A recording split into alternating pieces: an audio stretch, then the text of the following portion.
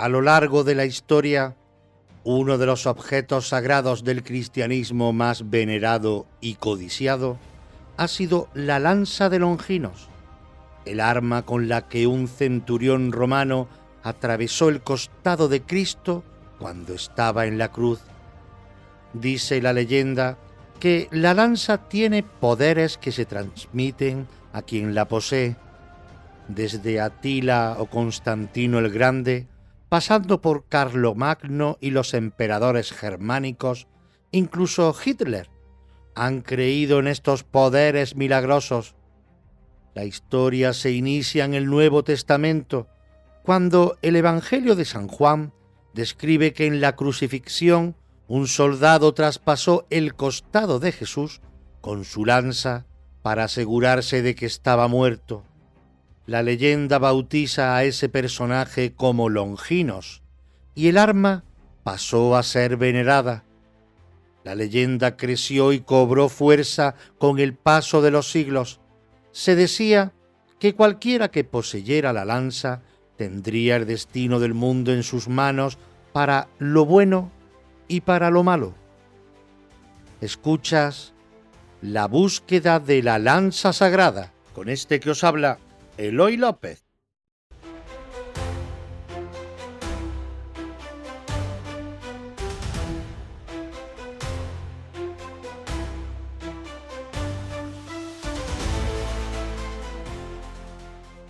La crucifixión de Cristo en el año 33 de nuestra era es sin duda uno de los acontecimientos más importantes de la historia de la humanidad.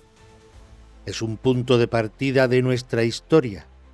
Para más de 2.000 millones de cristianos, Jesús es el Hijo de Dios, que murió en la cruz por la redención de los seres humanos.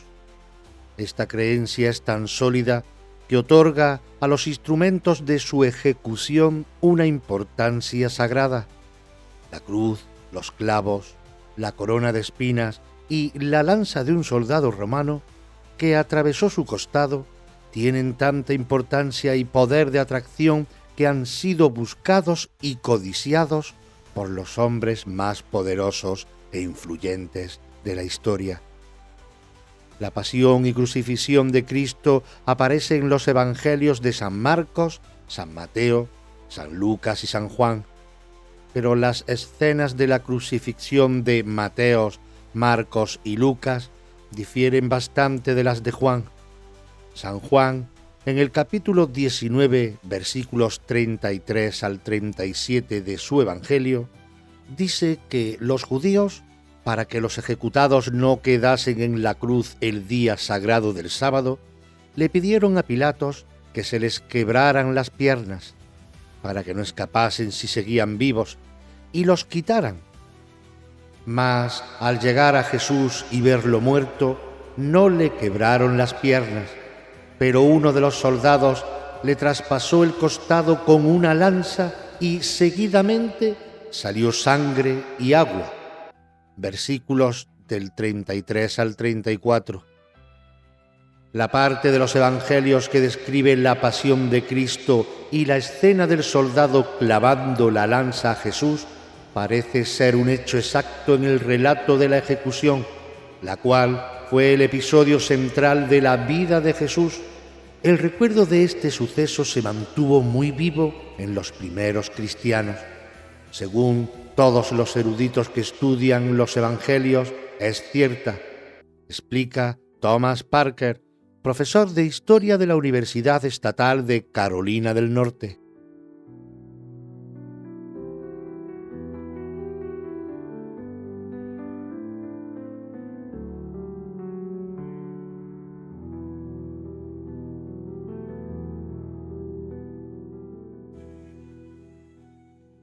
El primer milagro.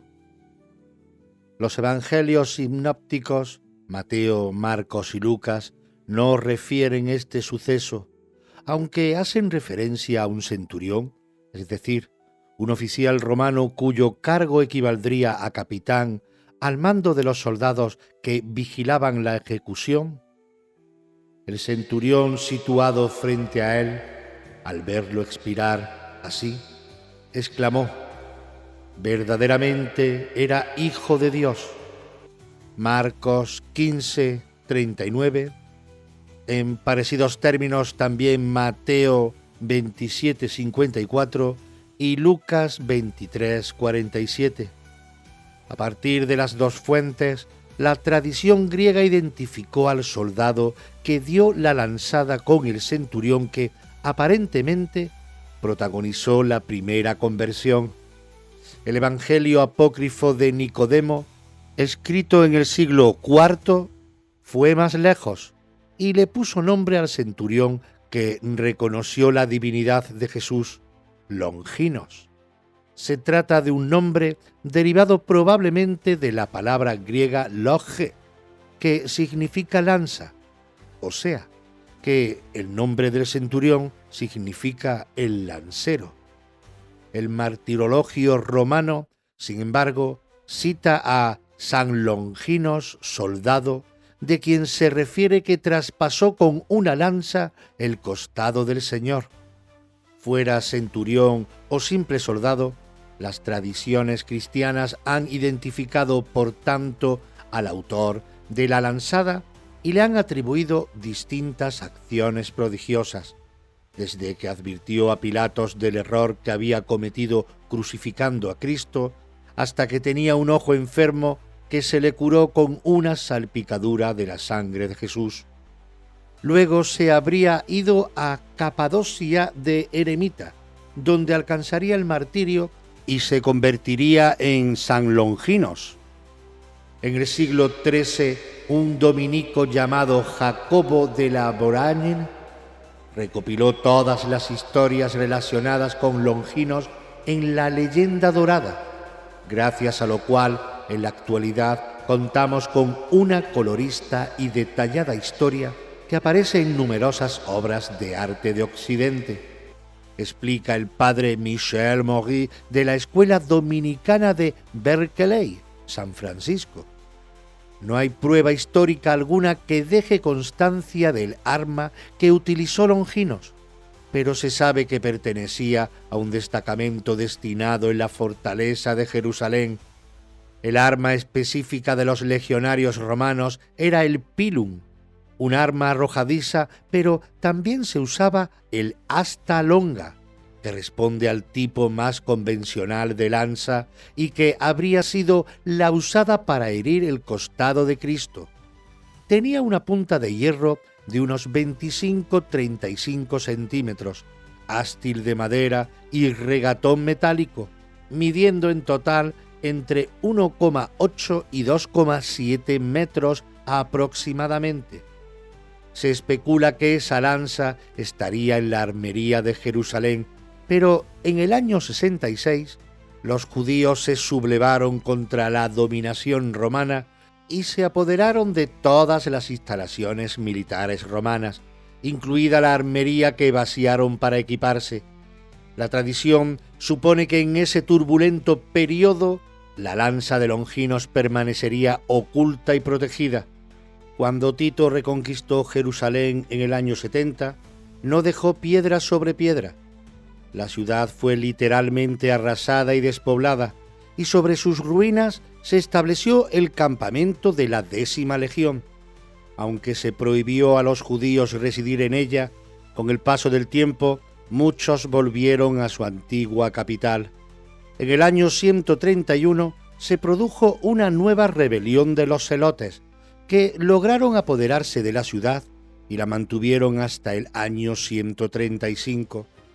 Reconquistada de nuevo por Roma, Adriano decidió crear una colonia, es decir, una ciudad romana poblada con antiguos legionarios como fórmula para acabar con la ciudad, símbolo del fundamentalismo judío.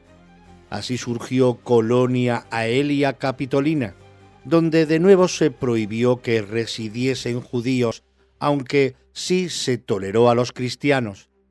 Por aquellos días, el destino de la lanza se convirtió en un secreto cuidadosamente guardado. Con el paso del tiempo, su leyenda fue creciendo. Pronto se convirtió en un símbolo de la fe. La gente creía que la lanza tenía poderes. una creencia que se mantuvo durante mucho tiempo y se convirtió en objeto de obsesión de muchos gobernantes europeos.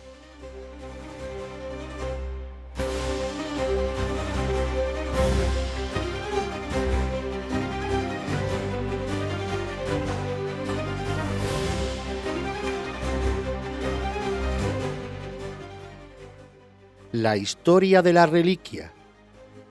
La lanza estuvo oculta durante los 300 años después de la muerte de Cristo.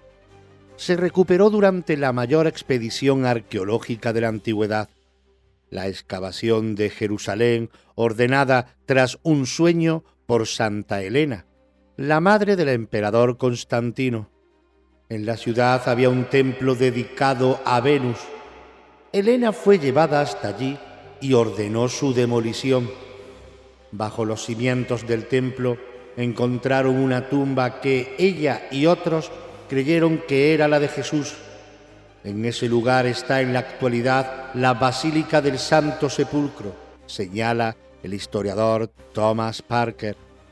Pero Santa Elena también descubrió los instrumentos utilizados en la ejecución de Cristo, la corona de espinas, algunos de los clavos y la cruz de madera en la que murió. Según la leyenda, Santa Elena logró identificar la verdadera cruz de Cristo tras un milagro. Se habían encontrado 3 cruces cerca de lo que se suponía el Monte Calvario, donde actualmente está la Basílica del Santo Sepulcro. Santa Elena pensó que estaba sobre la pista buena, pues Cristo fue crucificado junto a 2 ladrones, según los testimonios evangélicos, y decidió hacer una prueba de fe. Llevó a un hombre muerto, lo colocó sobre una cruz y no pasó nada. Después, sobre otra, y tampoco sucedió nada. Pero al posarlo sobre la tercera cruz, el hombre se levantó y resucitó. Tomaron aquel suceso como la validación divina de que se trataba de la cruz de Cristo, cuenta Michel Maurice.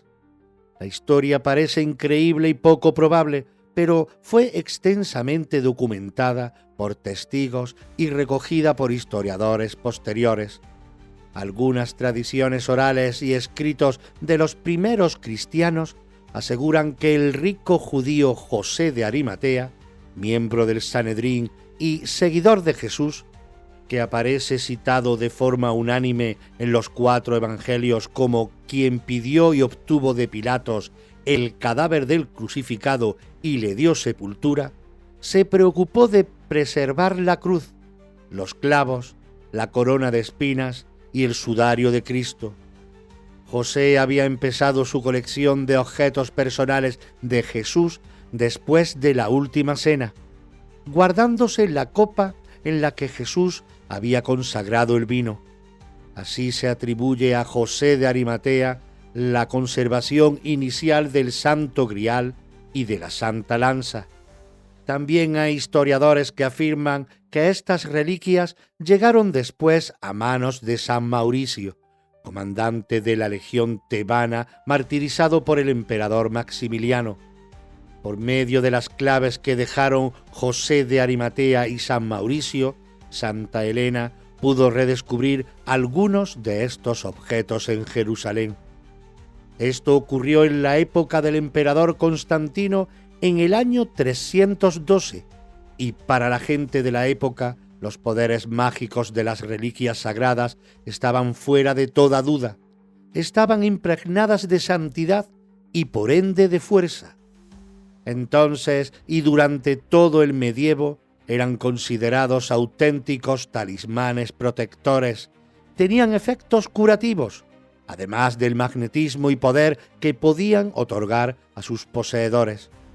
Según cuenta el obispo Eusebio de Cesarea, biógrafo contemporáneo de Constantino, en 312, antes de la batalla de Puente Milvio contra Magencio, cuya victoria le daría el imperio, Constantino tuvo una visión y un sueño. Vio con sus propios ojos, superpuestos al sol, un trofeo en forma de cruz construido a base de luz. y al que estaba unida una inscripción que rezaba: con este signo vence.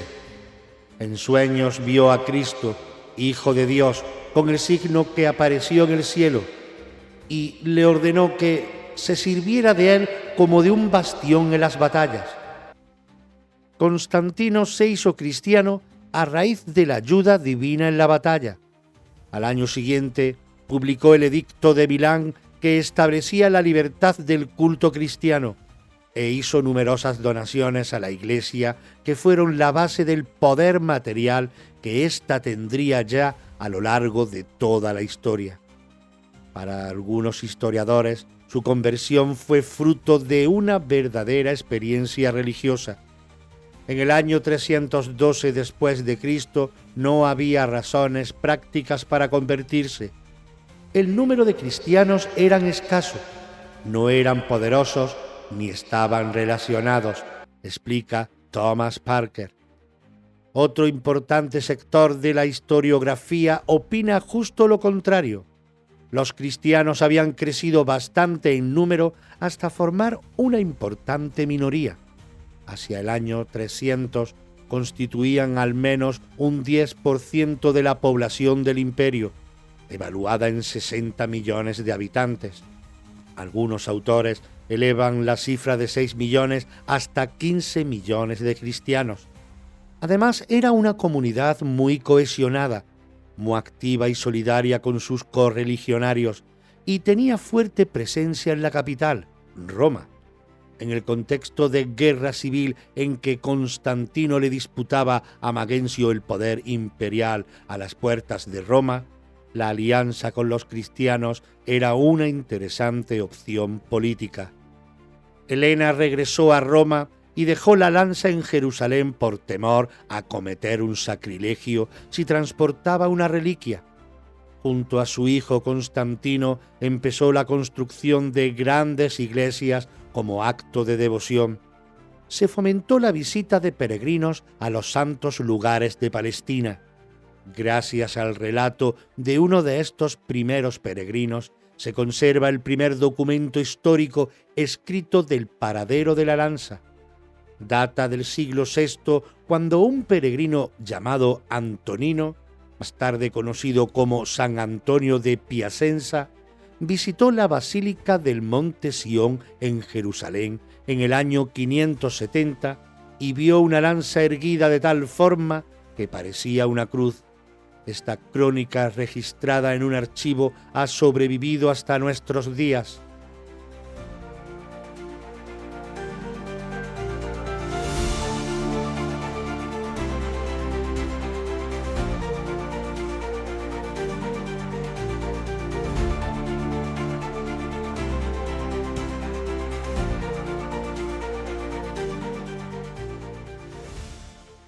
La devoción de Constantino.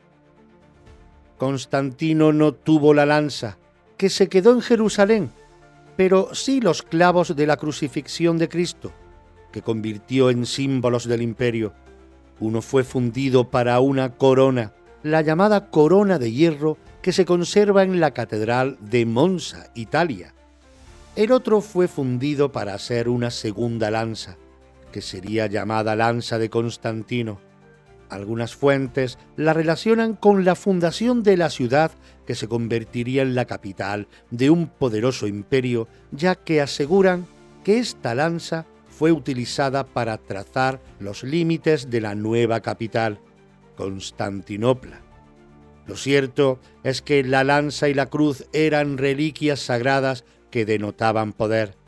Desde entonces, cuando el imperio de Occidente era atacado por tribus bárbaras, sus jefes, desde Alarico hasta Atila, pedían la lanza como parte del tratado de paz con Roma.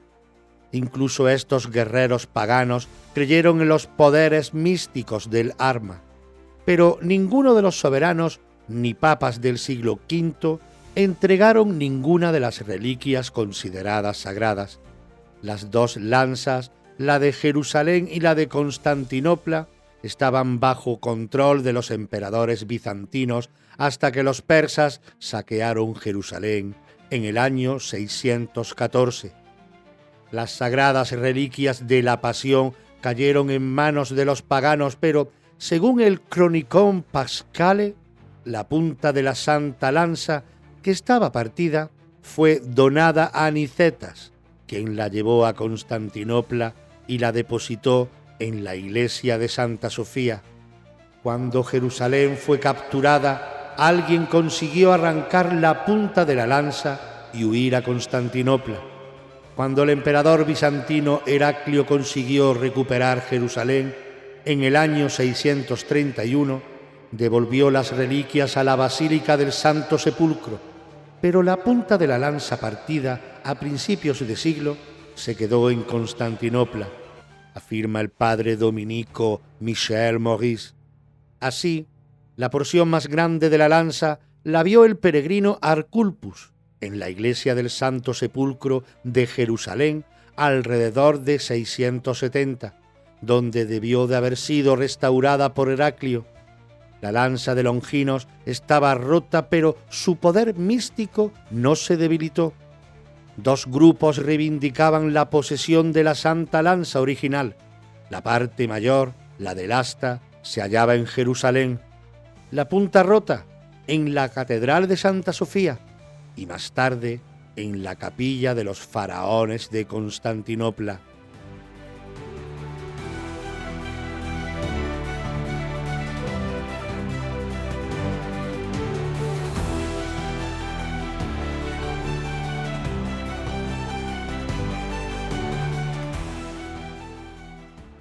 Poder religioso y político.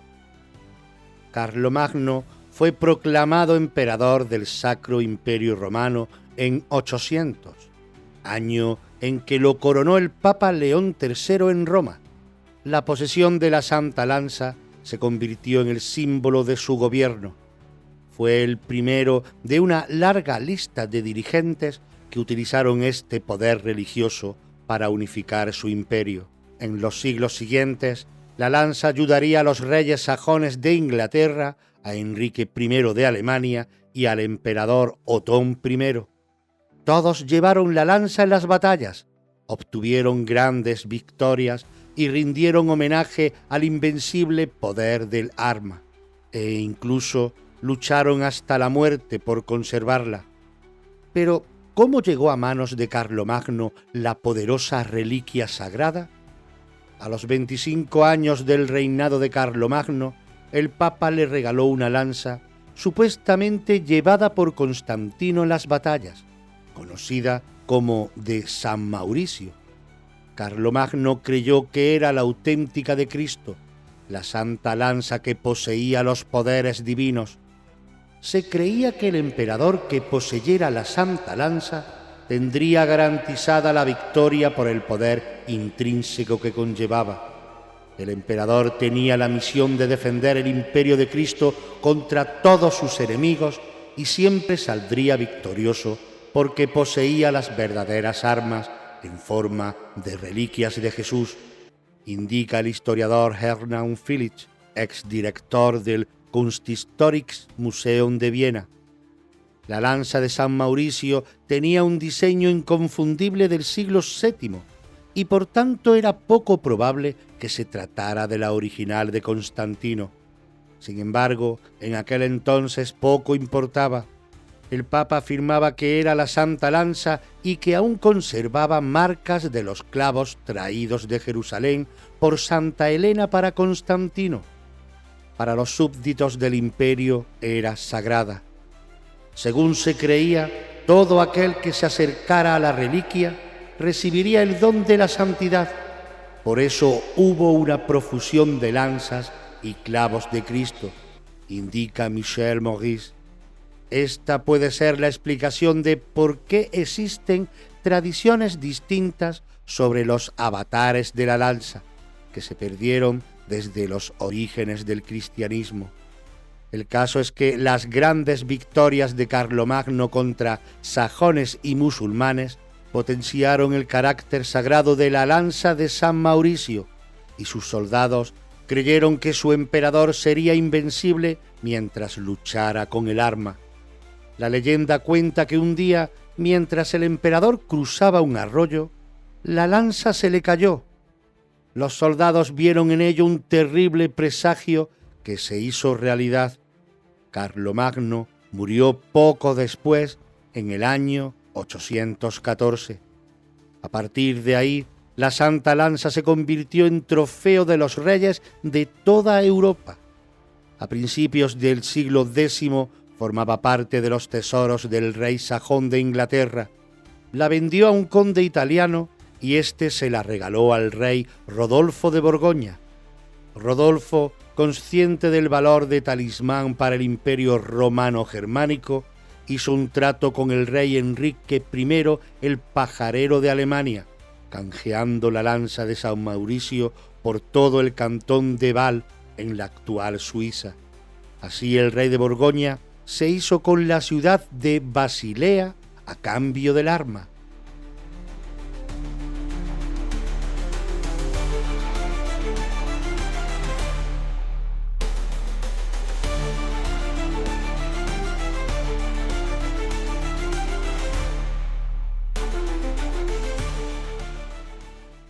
La atracción de los emperadores germánicos.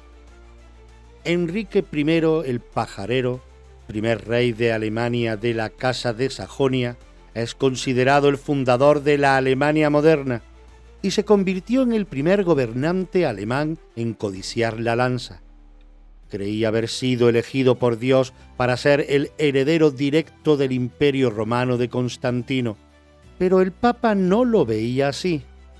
Para demostrar su legitimación divina, Enrique hizo alarde de poseer la Santa Lanza y comenzó una lucha entre el poder temporal y el eclesiástico que duraría siglos. Enrique se dedicó a acumular reliquias sagradas y construyó una capilla especial para exponer su colección. A su muerte, la lanza pasó a su hijo Otón I el Grande.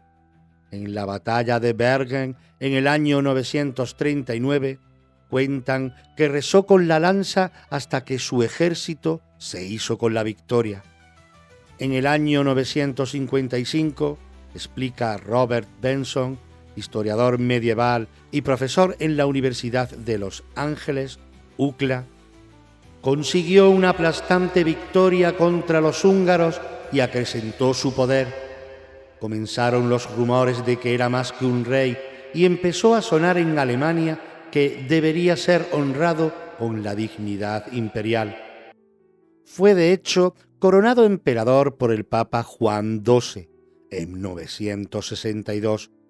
Otón el Grande sabía que la lanza de Longinos, la otra Santa Lanza, estaba en Oriente. Dio gracias a Dios por la victoria.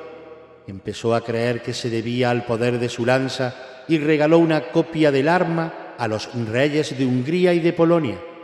Los tres se hicieron amigos, explica el exdirector del Museo de Viena, Hermann Philips. Su nieto, Otón III, quiso aumentar los poderes de la lanza de San Mauricio y le añadió con hilos de oro, plata y cobre, en el fragmento de la punta, un clavo, pretendidamente uno de los que sujetaron a Cristo en la cruz.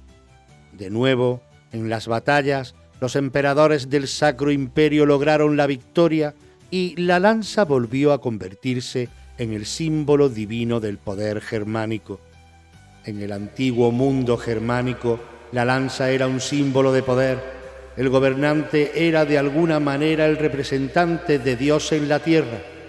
Esta arma confería autoridad al nuevo dirigente en el momento de acceder al trono a través de una ceremonia religiosa. Así la lanza se convirtió en un símbolo religioso y de poder, señala el historiador medieval Robert Benson. En el siglo XIII, la lanza de San Mauricio, regalo del Papa a Carlomagno, quedó vinculada a los emperadores germánicos y comenzó a ser identificada con Longinos y con el Santo Grial. Las tradiciones germánicas afirman que esta lanza, luego llamada de los Habsburgo, fue blandida como talismán por Carlomagno en el siglo IX durante 47 campañas victoriosas. En 1227, el Papa Gregorio IX aseguró al emperador Federico II que era la que había atravesado el costado de Cristo. En 1250, Federico II llegó el arma a Nuremberg, donde estuvo 550 años hasta la llegada de Napoleón, como parte de los tesoros del Sacro Imperio Romano Germánico. En 1350, Carlos V, emperador germánico de la Casa de Luxemburgo, grabó sobre la lanza lo que todos sus súbditos creían, la inscripción que la destacaba como la auténtica reliquia de Cristo. Así aplicó un remate de oro en el que se lee Lancea et clavus Domini, lanza y clavo del Señor, en latín. Y el Papa Inocencio VI estableció oficialmente su veneración como la lanza de la pasión. Sin embargo, siempre que había una importante batalla que podía decidir el destino de algunos de los reinos europeos, aparecía una santa lanza en el bando ganador.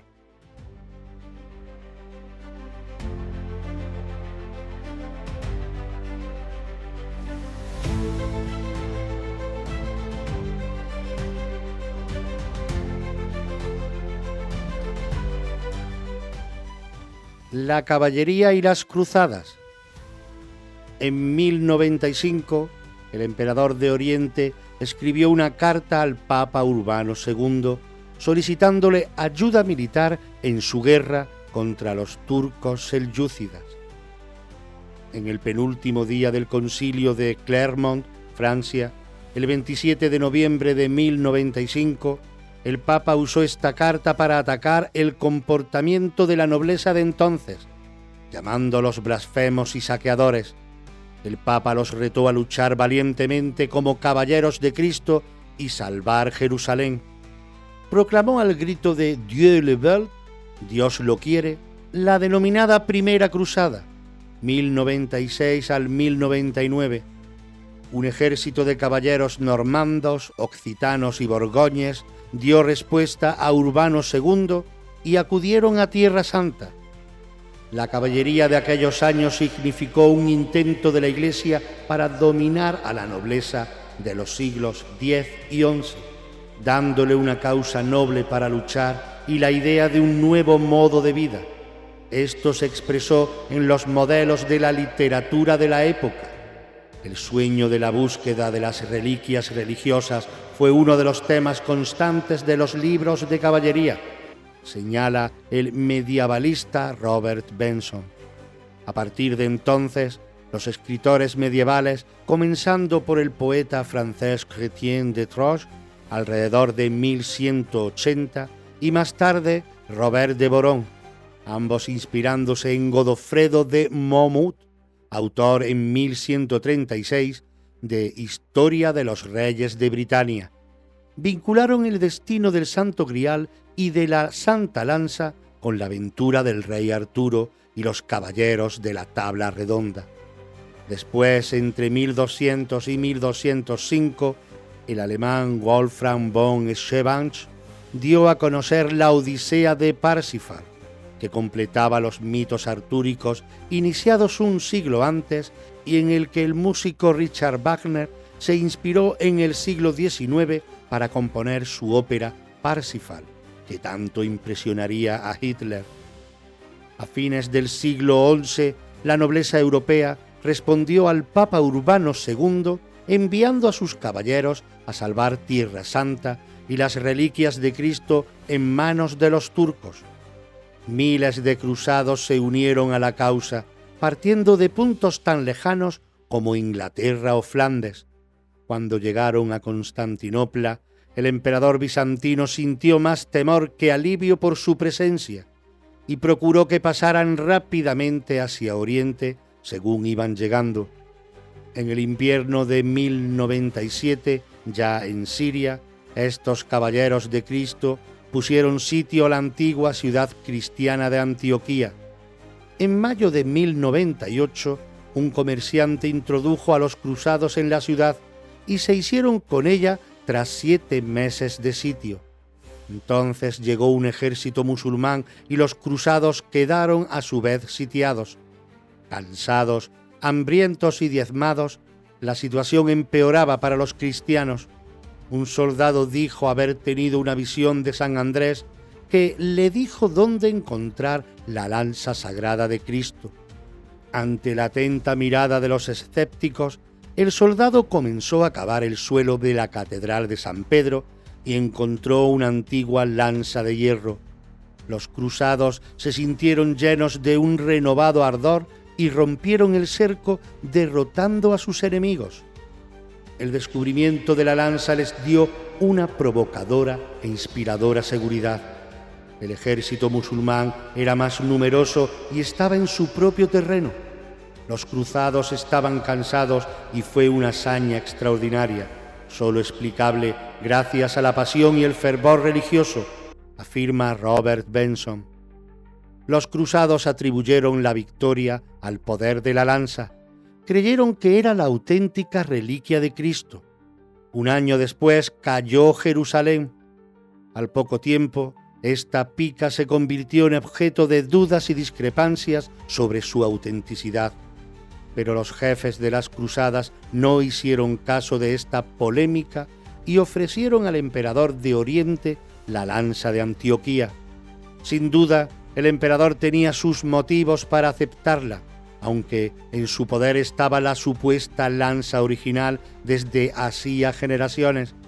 Sin embargo, la aparición de la lanza de Antioquía provocó gran confusión entre los cristianos armenios que afirmaban tener la auténtica reliquia de la crucifixión. Algunos escritores sirios y armenios desarrollaron una serie de mitos y leyendas.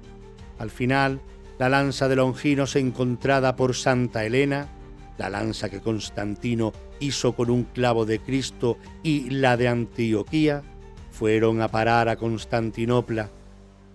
En 1204, la Cuarta Cruzada, traicionando su sentido inicial de ayudar al Imperio de Oriente frente a los turcos, atacó a dicho imperio y tomó Constantinopla, sometiéndola a saqueo. Los cruzados establecieron el Imperio Latino de Oriente, uno de cuyos emperadores, Balduino II, vendió en 1241 la punta de la lanza de Longinos al rey Luis IX de Francia, quien construyó la Santa Capilla en París para guardarla. La punta permaneció allí hasta la Revolución Francesa. El resto del arma se quedó en Constantinopla. El viajero Jean de Mandeville, autor del libro de las maravillas del mundo, declaró en 1357 que había visto la reliquia de la Santa Lanza en París y en Constantinopla, y que la de esta última ciudad era mucho más antigua que la francesa. Las lanzas de Constantino y de Antioquía desaparecieron y se perdieron en la historia. Cuando los turcos tomaron Constantinopla en 1453, el asta de la lanza cayó en su poder. En 1492, el Papa Inocencio VIII hizo una oferta al sultán turco. El hermano del sultán, que estaba cautivo, se intercambió por el asta de la lanza, que desde entonces está en poder del Vaticano. Se encuentra en uno de los 4 pilares del crucero de la Basílica de San Pedro, indica el padre dominicio Michel Maurice. Actualmente existen 4 lanzas santas censadas. La primera se conserva en el Vaticano. La segunda está en París, donde fue llevada por San Luis en el siglo XIII cuando regresó de la Séptima Cruzada. La tercera es la que se custodia en la Cámara del Tesoro del Palacio Imperial, en Viena, que es la que encandiló y sedujo a Constantino el Grande, a Carlomagno, a Federico Barbarroja y a Hitler.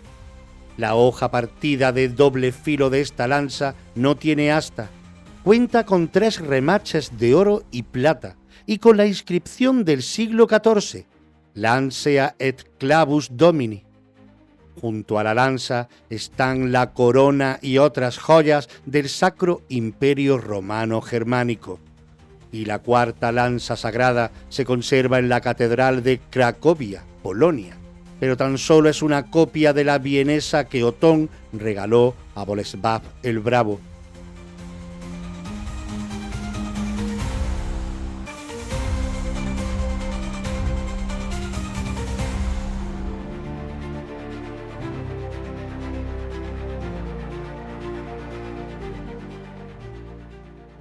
La obsesión de Hitler. La adquisición del Papa Inocencio VIII de la lanza en el siglo XV marcó el final de una era. La creencia en el poder de la reliquia que había dominado durante toda la Edad Media desaparecería. El Sacro Imperio Romano Germánico, que había comenzado con Carlomagno en el año 800, terminó 1000 años después, cuando Napoleón venció en Austerlitz, 1805, a Francisco II, el último emperador germánico, que pasó a ser Francisco I de Austria. El Imperio Romano Germánico quedó disuelto y se creó el Imperio Austriaco. Esa secuela del Sacro Imperio siguió en poder de los Habsburgo, que habían ocupado el trono imperial sin interrupción desde 1438 y que se consideraban continuadores históricos del mismo, por lo que cuidaron y protegieron los antiguos trofeos imperiales en su Cámara del Tesoro de Viena. Tras 1000 años en los que las reliquias del cristianismo se utilizaron como signos de poder, el misticismo y la magia dio paso a la era de la razón y de la Ilustración, que culmina en el llamado Siglo de las Luces, el XVIII. Sin embargo, en el siglo XIX, tras las décadas de conmoción que supusieron la Revolución Francesa y las guerras derivadas de ella, hasta la batalla de Waterloo en 1815, se produjo en Europa un movimiento recesivo en cuanto a lo racional, desencantado con el presente y nostálgico del pasado. Es el romanticismo.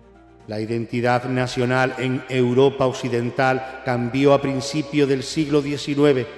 El romanticismo tenía fuertes raíces en el pasado nacional y conformaba la fuente de los valores humanos, señala el profesor de la Universidad de Los Ángeles, Robert Benson. La literatura, la poesía y la música europea del siglo XIX estaban inmersas en el romanticismo. Los orígenes de las historias románticas alemanas se encontraban en las antiguas leyendas del Sacro Imperio Germano, y Richard Wagner encarnó el espíritu de la época. Poco a poco en Europa volvía a producirse una revaloración del interés por la Edad Media.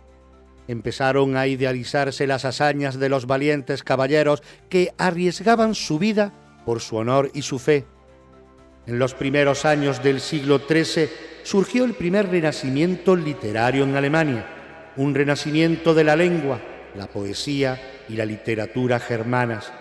Wagner lo utilizó y explotó. Usó su energía e intentó crear una mitología germánica que inspirara sus obras y fuera parte de la percepción nacional de los alemanes, describe Benson. Richard Wagner compuso Parsifal, su última ópera, a partir de una historia de la Edad Media y de los caballeros teutones en busca del Santo Grial. Estrenada el 26 de julio de 1882, un año antes de su muerte, Parsifal es su obra más controvertida, repleta de connotaciones esotéricas y simbólicas, manifestación escénica del misticismo tradicional. La clave del éxito era la posesión de la Santa Lanza, la lanza de San Mauricio, símbolo del emperador del Sacro Imperio Romano Germánico.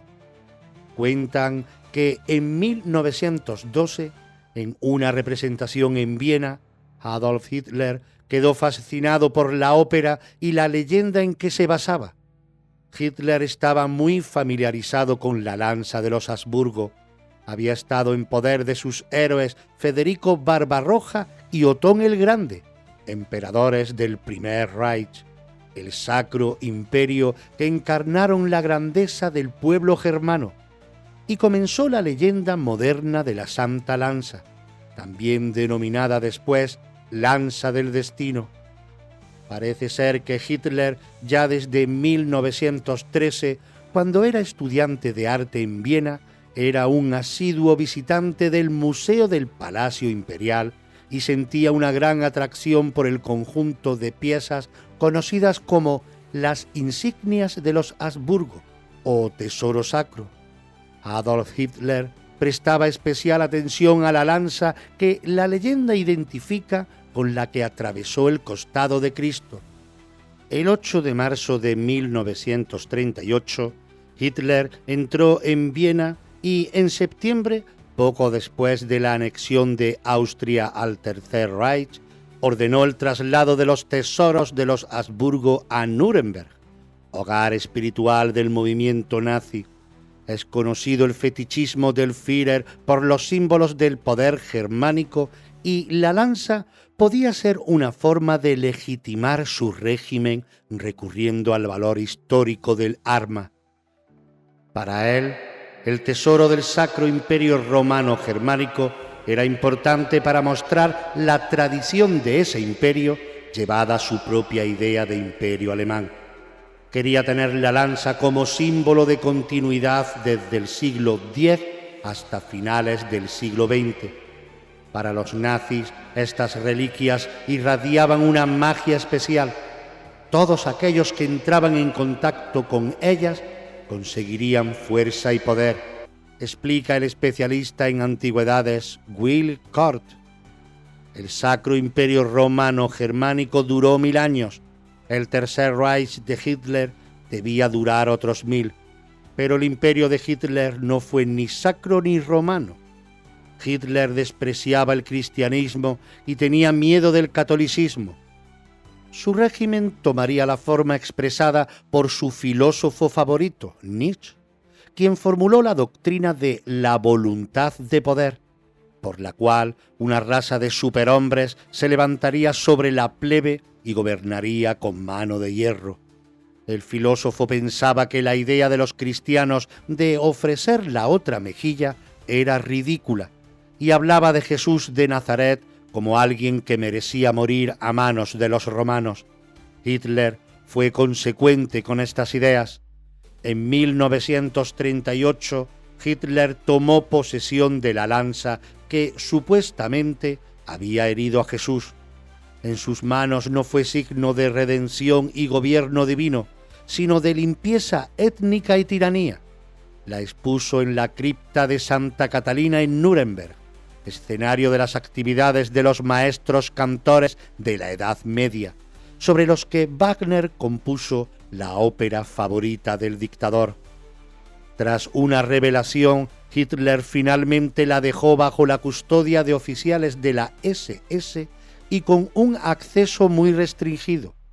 El entonces comandante en jefe de las SS y posterior encargado del genocidio nazi Heinrich Himmler consideraba su trabajo en las SS casi como una cuestión religiosa.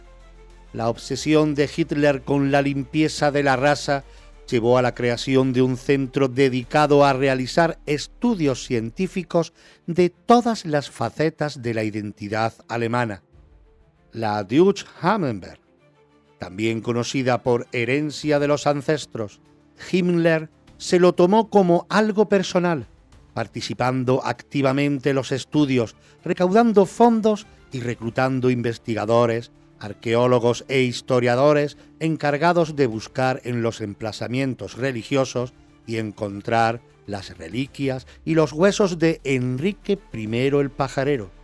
Y es que Himmler admiraba a Enrique I, creía ser descendiente directo de este rey fundador de Alemania. Se hizo con la iglesia donde Enrique I había guardado la lanza y otras reliquias sagradas, y allí organizó ceremonias religiosas al estilo de las SS. Pero también Hitler era un admirador de este rey. En el famoso castillo de Wilhelmsburg, en Westfalia, decoró las habitaciones con los estilos de las épocas de sus emperadores favoritos. Dormía en la habitación de Enrique I. el Führer regaló a Himmler una copia del arma y expuso la verdadera lanza de San Mauricio en la Catedral de Santa Catalina de Nuremberg, ciudad donde la lanza había estado durante el Primer Reich hasta que el ejército de Napoleón llegó a la ciudad en 1796, que fue trasladada a Viena. Nuremberg había tenido mucho poder durante los siglos del Sacro Imperio Romano Germánico y fue la primera capital de Alemania. La lanza se exhibió en mítines nazis en la ciudad durante los años 1938 y 1939.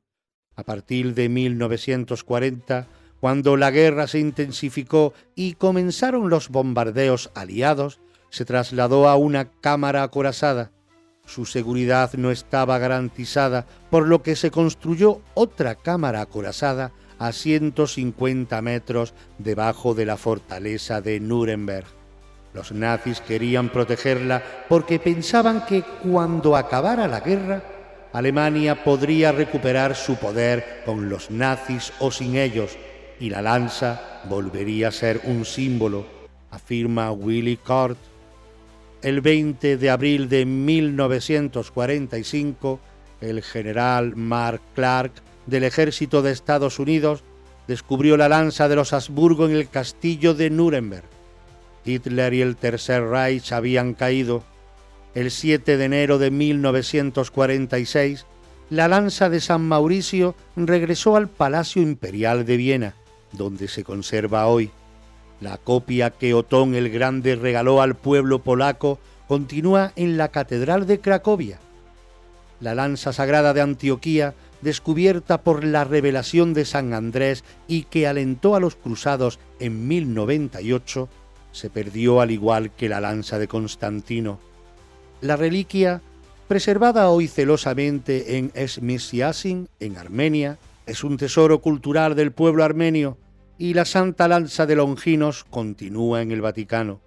La punta se trasladó durante la Revolución Francesa de la Santa Capilla de París a la Biblioteca Nacional de Francia, donde se perdió. Pero, ¿dónde está la lanza original? No importa. Todo depende de la fe. Una fe que se remonta a un misterio que comenzó hace más de 2000 años en una yerma colina a las afueras de Jerusalén, con la ejecución de un carpintero de Nazaret llamado Jesús.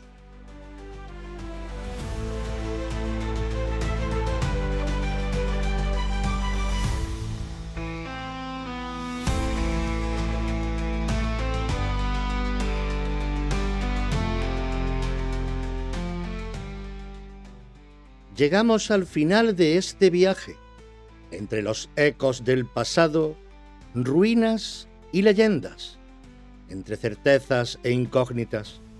Pero a veces, entre las grietas de la historia se asoma algo más, algo que no se mide con fechas, ni se archiva en documentos, algo que no solo sucedió, sino que nos está sucediendo por dentro. Si alguna vez te has preguntado qué hay detrás de los hechos, si has sentido que hay un alma que también camina la historia contigo, te espero en Reflejos del Alma, aquí, en esta misma sintonía y en esta misma plataforma, porque a veces el mayor misterio no está en lo que pasó, sino que está en lo que somos.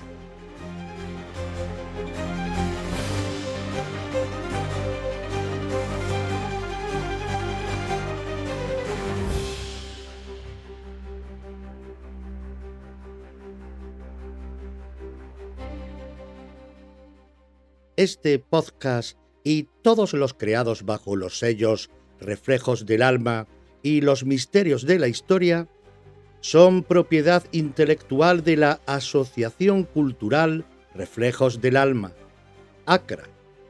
Su producción, creación y realización corresponden íntegramente a dicha asociación.